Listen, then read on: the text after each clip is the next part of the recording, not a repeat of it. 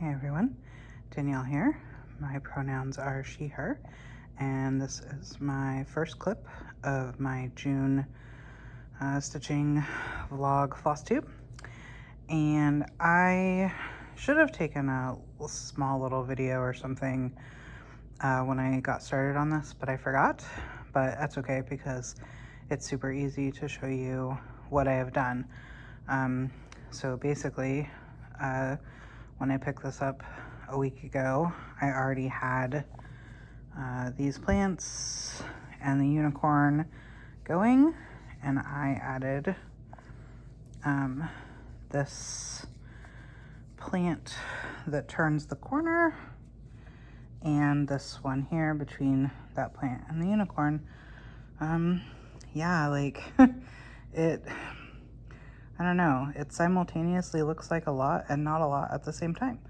But it was 2,055 stitches that I added in a week. And yeah, I did struggle a little bit to get going on it. And then once I did, I think getting to the fill-in helped a lot. But yeah, this is Trans Pride Tapestry by Uncanny Kari and D's 20 Stitches. The artwork is originally Kari's, and then Dee charted it into cross stitch. And I'm doing this on a 28 count Jobelin. I don't remember the dyer. This is a piece of fabric that I got in a D-stash, but I love it because it is pink and blue, so perfect Trans Pride colors. I think I said it's 28 count Jobelin. Yeah, so this is what I worked on for the last week. And then now I'm going to move on to Move Forward in Love by Modern Folk Embroidery. This is a 16 count pink Aida. No idea who it's from. I just had it in my stash. For those of you who don't know, like if you're newer, I had reorganized my stash of fabric at some point, and like keeping tags did not go well. So if it was not like stapled to the fabric, I didn't keep the tag. If the tag was loose, it did not get kept. And I don't, like, a lot of people wrap their fabric around comic book boards, and so they write down the information on the board. I just fold my fabric with like a t-shirt folding board. So again, if the tag is loose, it doesn't get kept. But yeah, I started this piece last year, and this is as far as I got last year. And now we're gonna work on it this year. Yeah, I'm hoping to get some more of the medallion done. Hopefully at least get this like upper left quadrant done. There's like birds and strawberries and stuff to put in. But yeah, I am going to start working on this tonight. Oh, I don't think I said. It is currently June 8th, Saturday, June 8th. And I'm gonna work on this for a little while, but I won't be up too long tonight because I did not sleep well yesterday. So I'm going to put in a few stitches and then go to bed. I will see y'all in the next clip. Bye. Hey everyone, today is June 9th, and I just wanted to show you a little clip about how I track my stitching. I feel like, you know, everyone has slightly different ways of doing things, and you never know when, like, you might, you know, my way of doing things might inspire somebody to be like, oh, that makes a lot of sense to me. That happened to me recently for my patterns. Somebody showed their file box, and I was like, I think I need a file box. So I know that there is this like fabulous stitching Notion template from Stitching Tea. I did buy that and sort of try to wrap my head around it, and I just couldn't. Like, it's just, I feel like maybe a little too complicated for me, as well as it just doesn't work on the phone as well as it works on the desktop, I feel like, at least for getting things established and like set up. And I'm more like, I need to do stuff from my phone. So like normally I do all this on my phone, but since I'm using my phone to record, I'm going to show you with my tablet. And let me, so that I can actually type once I start typing. So granted, it's not the end of the day yet. Normally I wait, you know, until the end of the day because I do record my stitching midnight to midnight. But just for the purposes of, you know, demonstrating this, let's say, you know, it's the end of the day. So this is an app. It's just called Weekly Planner. Got it from the App Store. I did pay for the full version, but like it was just like a one-time fee. I don't usually do subscription, like monthly or yearly subscription stuff. And mainly I did that for like saving to the cloud and stuff. So part of how I'm able to do this is because like I saved my phone version, and then I could just like import that data from the cloud to my tablet. So I worked on move forward. That's great. You can't see my, and then so now you can see that I typed in that. And then I always go down a line, and I did 548 XS. So this is just how I track it daily. But like I said, I do midnight to midnight. So if I do more stitching between now and midnight, then I'll update this. So then what I do, so then every time I do something, I go ahead and save it. But like to give you a more like better example of what the whole week looks like. So at the end of every week, I put in week, I did 2,239 stitches. And then at the end of every month, you can see I did month 7,881 stitches, 28 days. And so I keep, you know, all this information in here, but I was finding that like I didn't like having to like flip back and forth to find the information. Like if I was like, oh, how many stitches did I do in January? And I would have to like literally flip all the way back through all these pages. So about maybe a month ago, I started a spreadsheet. This is just through my Numbers app. I have all Apple products, so that's what I use. And so what I did, I made 2 tables, and this first one is a weekly table. I'm just sort of filling out the days or the weeks as I go, but like there's 52 of them here. And you can see that like, you know, so for the first week of the year, I did 1,387, and then the next week I did 1,968. And so I have that all the way to current, the 2239. And then I made another table with the months. So I do total days stitched, total stitches in the month, and then I average that. So, you know, the 6,622 divided by the 26, or, you know, into the 26 days. And that means that I stitched, when I stitched, an average of 254 stitches a day. So yeah, this is how I'm currently tracking my stitching. I've been really pleased. I tried to do this tracking in the past. And how I was doing it in the past was, I had downloaded basically like 2 PDF calendars. And so one calendar was just like my daily. So like if I worked on one project on Monday, I wrote that project in and I wrote how many stitches I did. But then the next day, if I worked on another project, I would write that in. But then I had a separate calendar per project. So the goal was actually to do printouts of these calendars. So like I would, you know, print out the calendars for a specific project, so that then I could know like what days I worked on it, how many stitches I did that day. And then after a year was done, I could print out like the every month's worth of stitches. And I was planning on like putting them in a binder.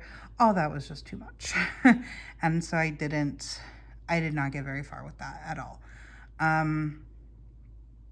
And so basically I've been stitching for, well, at the beginning of this year, it was almost 3.5 years, basically without ever tracking my stitches.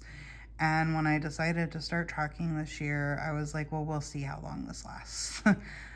Cause like, I am very much like if I miss like one data point, then I'm like, F it all.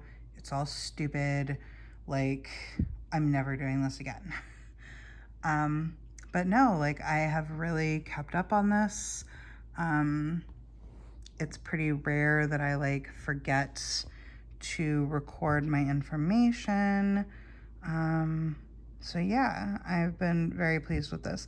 The only thing that I'm considering adding to this system is another spreadsheet where I write down all of my whips and then put how many stitches I added into the whip, so that then like when I do a whip parade, I could be like, well, since my last whip parade, I've added, X number of stitches to this project. But I think, yeah, I just don't quite know about that yet. I don't know if I'll keep that up. But basically, if I were to do that at this point, I would have to flip back through my weekly planner ones and, use my calculator as I go to be like, okay, I did this many, I did this number, and so it would take like a lot of work to set it up, I think, because we're already in June, so I would have to go back through 6 months worth of entries, but we'll see. So I just wanted to record this. Maybe it inspires you for how you want to track your stitching numbers. Yeah, I'm really excited to kind of finally have data on this. You can see so far this year I've stitched 35,236 stitches up through May 31st. So yeah. All right, that's gonna be that for this clip. I will see you on the next one. Bye. Hey everyone.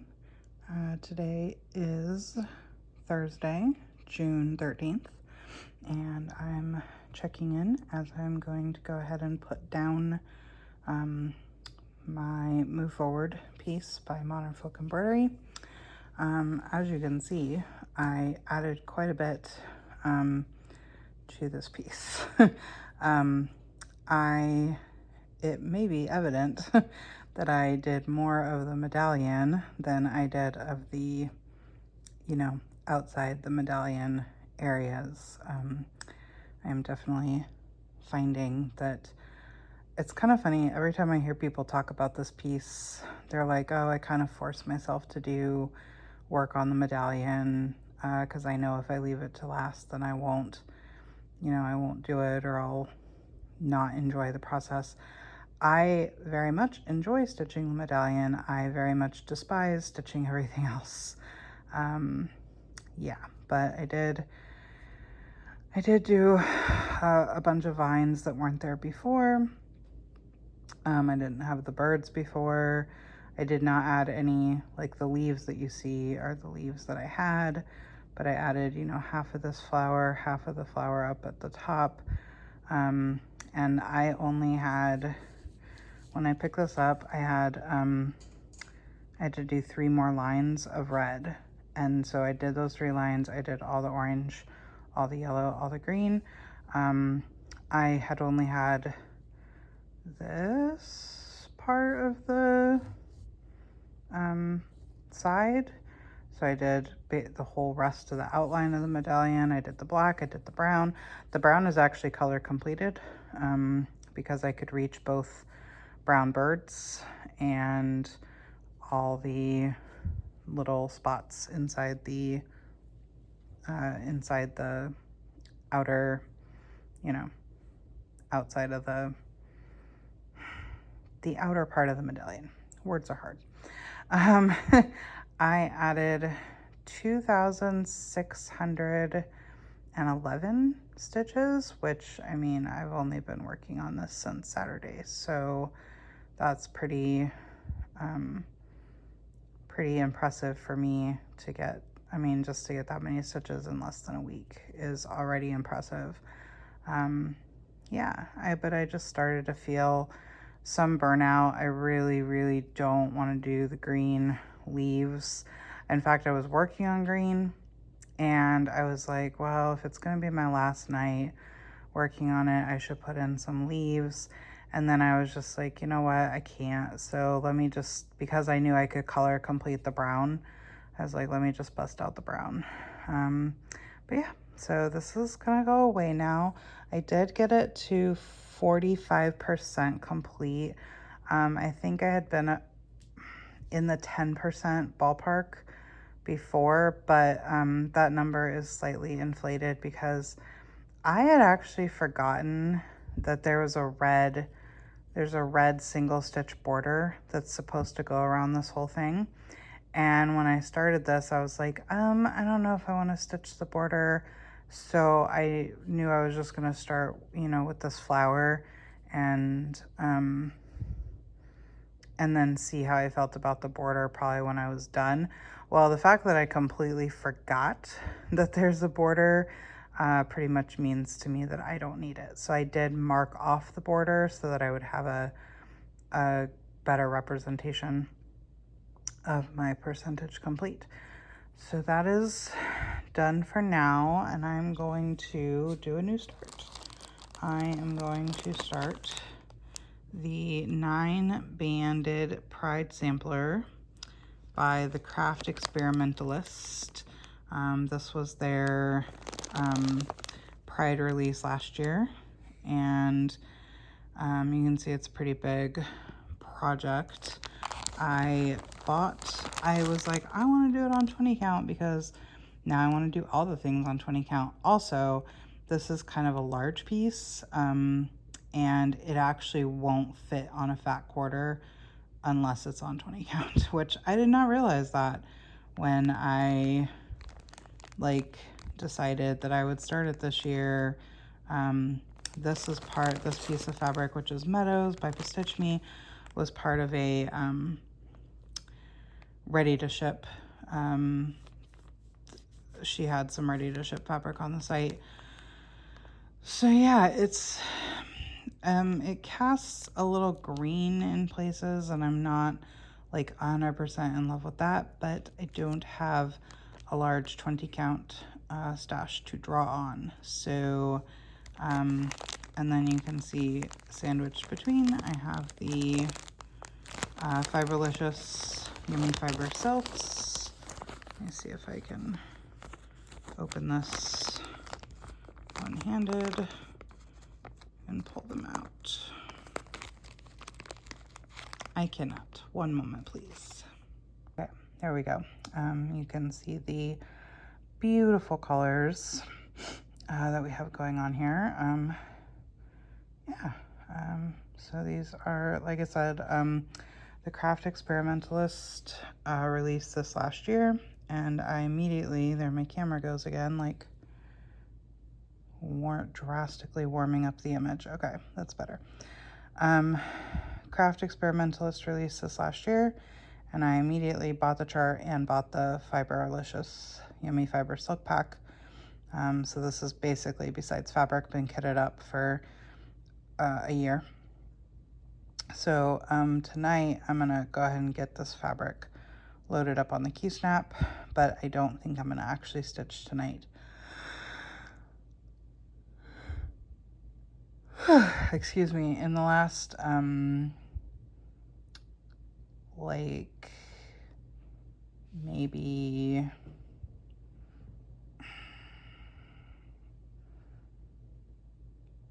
28 hours, I've done like almost 900 stitches. So I'm a little burnt out right now on stitching. So I think I'm gonna just get this ready to go.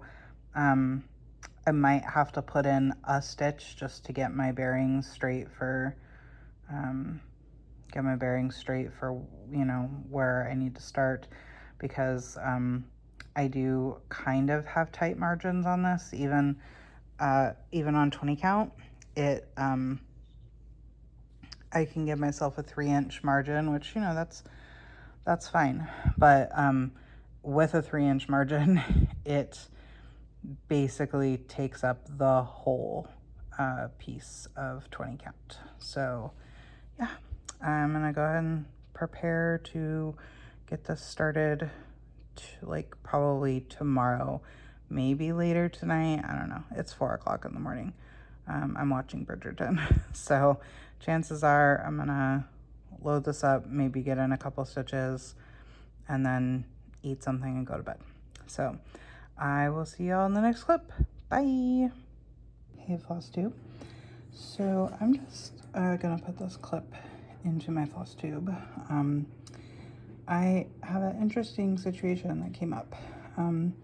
So I'm in this group on Facebook called like please take my whip or something like that, and I hadn't visited the page in a long time, and I was just kind of like going through groups like, do I want to be here, do I not want to be here, I don't know. And I was scrolling back through that group a little bit, and there was a post originally made 2 years ago, but and I don't even think it had been commented on in almost a year. But this woman basically was offering to like, so she didn't have a whip in mind per se, but basically like she really likes to cross stitch, like especially really complicated designs, but doesn't want the finished product and also hates backstitch. So she was like, hey, if you propose a project and I like said project, I will stitch all the whole stitches for you, send it to you, and then you can do the back stitch and finish it. So I was like, hey, I have this whip. And I was like, I don't even know, you know, if she's still following her own post. But I was like, I have this whip and I would love collaboration on it, because look how big this thing is. It's huge. I have not personally touched this in a year and a half, but it is special to me. My husband bought this for me as a kit. And I really do love the image, but it is just far too big and complicated for my, you know, personal taste in stitching. Now, not gonna lie, like doing the back stitch will still suck, but a lot less sucky than doing all of these stitches first. So I'm about to put all this in an envelope to send to her. She is in Sweden, so like please cross all your fingers and toes that this doesn't get lost. But I just thought I would show you, that's how much I've done. So I mean, you know, not an insignificant amount of the face, but like look at I mean, just those antlers alone are huge, you know. So yeah, I'm gonna box all this up, or put it in an envelope, I should say, like a big padded 9x12 envelope or whatever, and send this to her. And I don't know how long it's gonna be away, but yeah, so I wanted to do this little clip so that I could show you that, and I'll see you in the next one. Bye. Hey y'all, it is currently Saturday, June 29th, and I'm coming with a little update. Take 2. Filmed an update. It was kind of aggressive, so I was like, you know what, let's just stop, rewind, reset, take a breath, and try that again. So this is the Craft Experimentalist 9 banded Pride sampler. It's on 20 count Bestitch Me in the colorway Meadow or Meadows. And this was a new start. Pretty sure the last time that I checked in with you, I had said I was going to start this. And take a good look because a bunch of stitches are about to come out.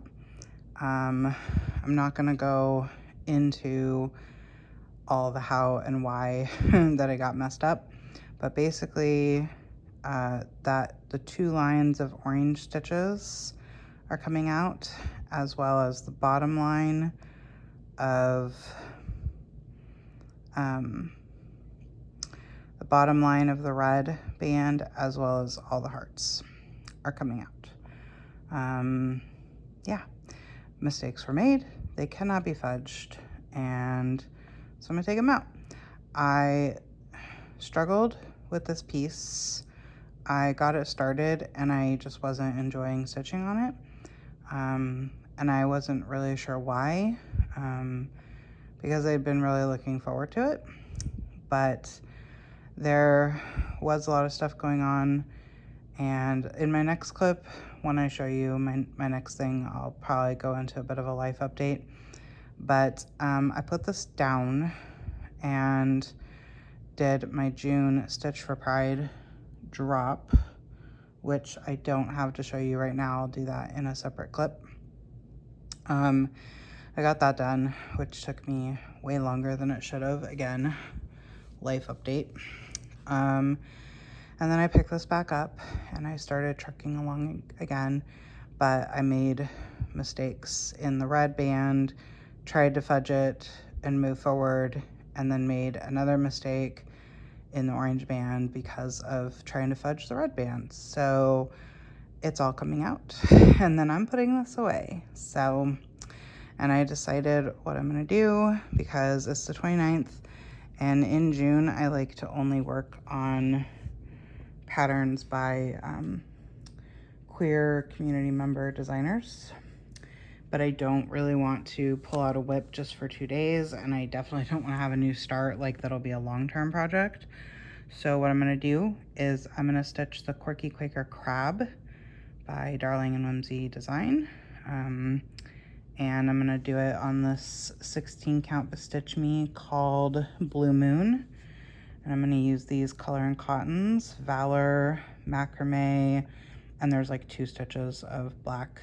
Don't like it. I already had the fancy floss out. It was just easier to grab that than it was to grab the 310. So yeah, I'm gonna probably spend like an hour pulling stitches out, and then I'm gonna start this. And then the plan will be to finish it tomorrow night, I guess, and then it'll be July. So I will check in again twice more, once with a finish of this and once with, like I said, I will show you my Stitch for Pride to talk about that. And like I said, there will be a little life update. It's been kind of crazy for a couple weeks now. I've had a lot of like stress and nothing life-shattering, but just enough to like keep my anxiety on high alert and keep me exhausted and not sleeping well, or not sleeping when I normally do, or whatever. So all right, that's it for this clip. I'll see you in the next one. Bye. Hey y'all, it is technically now Monday, July 1st.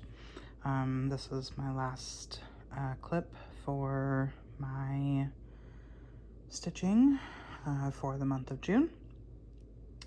Just realized that I'm slightly underprepared. I may have to put in add the number of stitches that I did, because I didn't look it up, and it's probably not going to roll off my tongue off the top of my head. But anyway, so after the last clip, I said that I was going to do this little Quirky Quaker Crab, And I did. Isn't he so cute? I've wanted to stitch this crab like since he came out.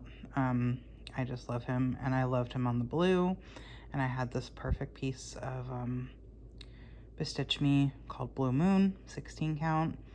Yeah, I used the color and cottons that I showed you in the last clip, and I did them over 2 days. Yeah, I did the border.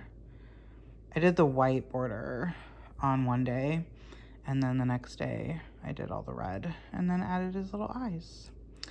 So yeah, that concludes my month of Pride stitching. Which, hold on, I will transition to show you my Stitch for Pride piece before I like kind of summarize. Yeah, I had put this away. I should have, well, I say I should have shown it on the Q-snap, but you can't see it all on the Q-snap. So, and honestly, probably not gonna be able to do a great job here either. Oh my goodness. Vlog style can be difficult, y'all. Oh, okay, well that's not terrible. We're seeing most of it here. I love this so stinking much. So like I added June, which was the yellow down there for Frida Kahlo. And then I actually came up and I did add the cap for the bottle. So yeah, this is January, February, March, April, May, June. We're halfway done. Yeah, really excited about this. I really love it. I just love how colorful it is. Like, it's turning into quite a rainbow. Yeah. But yeah, so that means that for Pride, for the month of June, for my stitching for Pride, I stitched on my trans Pride tapestry, and I stitched on my Move Forward in Love, and I did my new start of the Craft Experimentalist 9-band Pride sampler. I did my Stitch for Pride drop, and then I did the Quirky Quaker Crab by Darling and Whimsy, who Deanna is a member of the queer community. So yeah, I do like to try to only work on, you know, not only that it's by a queer designer, but also that it's like a Pride themed piece. But y'all, I don't have any more whips that are Pride themed, and I did not want to start another whip, especially after the fiasco that was starting the band sampler. But yeah, so it was a pretty successful month. My total number of stitches was like, I'll flash it on the screen, but I know it was 7,900 something, like 7,960 something maybe, which I was really impressed because the past couple weeks have been rough. I guess I did enough at the beginning of the month that it like made up for it. This is easier for me to hold. Because so starting on June 17th, we had a construction crew. Well, I say crew. One day it was one guy, and the second day it was two guys. But we had a construction company here at the house, because on our front porch, we have some columns that are like at the beginning of the walkway for the porch, and they're very exposed to, I live in the Pacific Northwest. It's very rainy and wet, and so those columns are very exposed to rain, and the house is 20 years old, and those columns they're a mix of wood and siding, and the wood was like totally rotting out. And so we had a crew out to replace the wood and then paint everything. And so I had to be up by 8 o'clock in the morning every day that they were here, which was only 2 days, but I had to get up a day before they came because they were supposed to come on the Monday, but then it was going to rain or potential for rain. And so they were like, well, we'll start it tomorrow because then everything will have a better chance of being dry for paint the next day. So 3 days in a row I had to be up at 8 o'clock in the morning, which is not my style at all. No. And so I wasn't stitching at night. I wasn't really stitching during the day because like after they would get here and get started, I would just go up to my bed and like watch YouTube videos while, because I had to be up in case there was any problems. But so I would just like watch YouTube, like be tired and then wait for them to be done. And then basically I was like eating dinner and going to bed. So not a lot of stitching happened then. And then right after that situation, so they were done on Wednesday. And then on Monday, so just like 5 days later or whatever, my dog, my very difficult old dog, we took him to the spot to play, and so like context or like background. He is such a difficult dog. Like he's so reactive. We can't just like take him to a park. Like we can't just take him places. He really only gets to go to the vet every 6 weeks for his shot. He gets a shot that helps him with his allergies. And so it was a day where we were taking him to get a shot, and we're like, hey, let's take him to this spot to play. And we just like didn't really think about the fact that he plays and exercises pretty much exclusively indoors now. And so his feet are not as conditioned for being out on like real world surfaces. So he tore up his little feetsies. And so Monday night was horrible. And so Tuesday we got him into the vet, and they were like, hey, like there's just really not a lot you can do for him, like because you can't put anything on them because they'll just lick them, especially because we can't cone him or put socks on him because he does not tolerate anything foreign being put on him.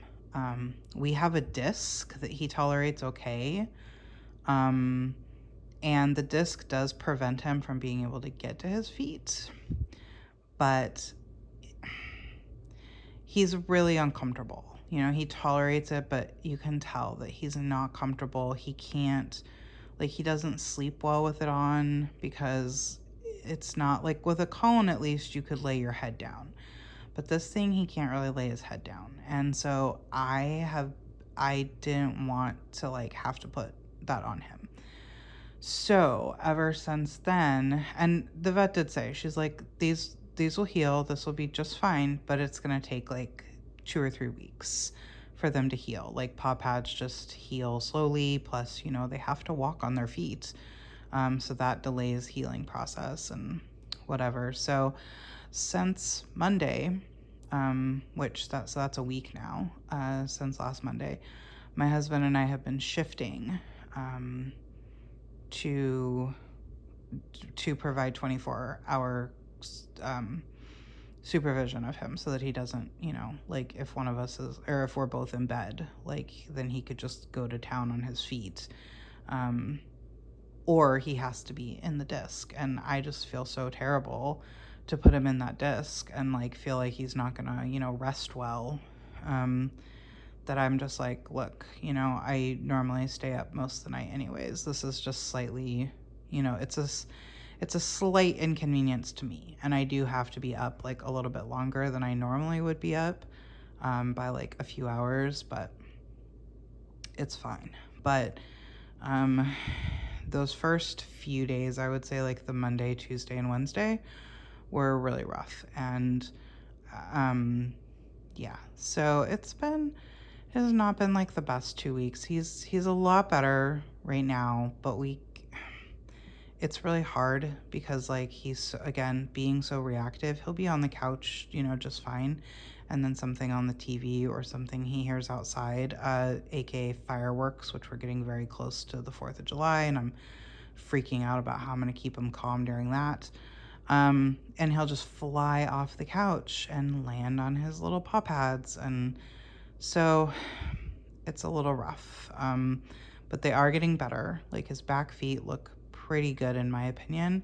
It's his front feet, because the damage, like if you imagine a dog paw pad, like there's the very surface of it, right? And then there's sort of like, it goes deeper though, it goes down a little bit deeper, and you don't put pressure on, like you only put pressure on the very top of it, and I think the injuries on his back feet were a little bit not deeper, like deeper into the pad, but like they were on the part of the pad that goes deeper into the fur.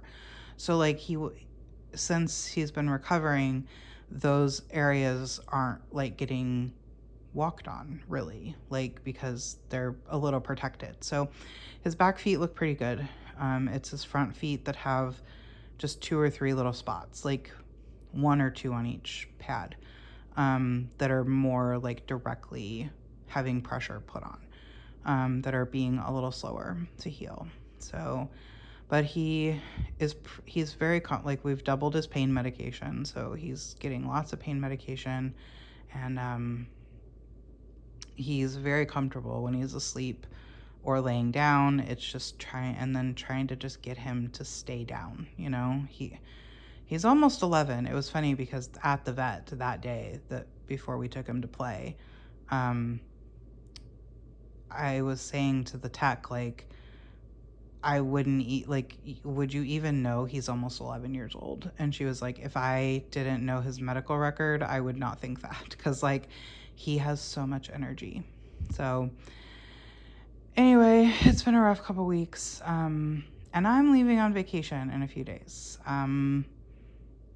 Yeah, so just as like, I'll talk about this a little bit in my next, I'm literally going to turn the camera off and then turn it back on to film my first clip for July. But I'll talk a little bit about it now so that you'll know in advance. So I'm going on vacation. I leave on the 5th of July, but really like I have to leave for the airport at like 2:45 in the morning. On the 5th, I'm going to New York. I'm going to play Pokemon. I know, I'm a little bonkers.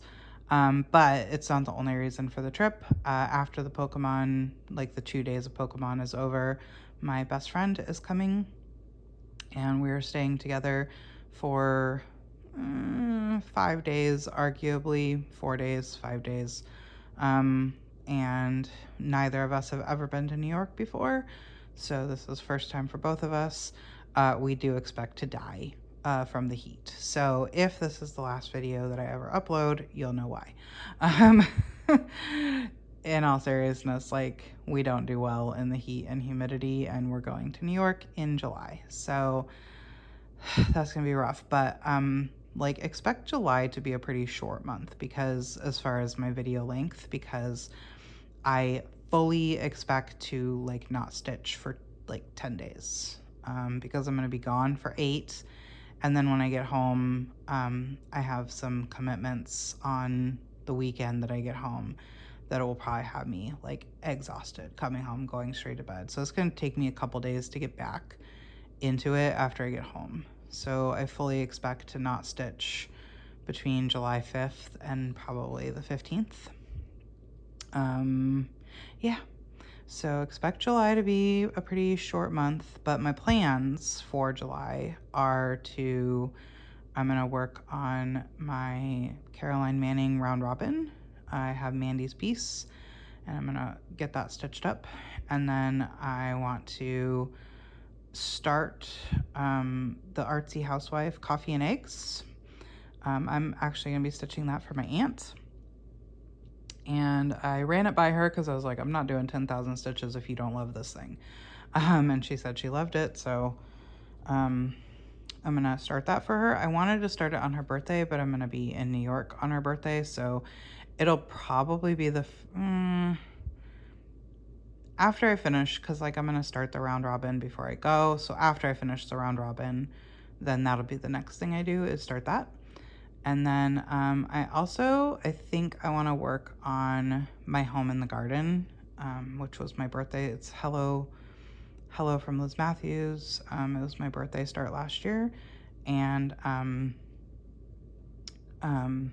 Stephanie from Cross Stitch the Globe is doing a Hello from Liz Matthews birthday start. And she's turning 40 this year, and I'm turning 40 this year, a couple months after her. And so I was already like thinking a lot about it anyways, and then she was like, start this pattern or work on any Liz Matthews whips. So I was like, yeah, I think I want to take out my home in the garden. And then I was like, oh, do I need a 4th or 5th thing to do? And then I was like, no, like I said, you're not going to stitch for 10 days in July. Like, that's probably plenty of plans. So those are my plans for July. And yeah, so I'm going to end this vlog now and get it uploaded onto YouTube, hopefully. Well, definitely before my trip. So like this should be up by the 2nd, 3rd, or 4th of July. You'll know because, you know, you're watching it. And yeah, so everybody who is a returning viewer, thank you so much for your support. Everybody who's new here, I hope you like something and decide to stick around. And that's it for June, and I'll see you at the end of July. Bye!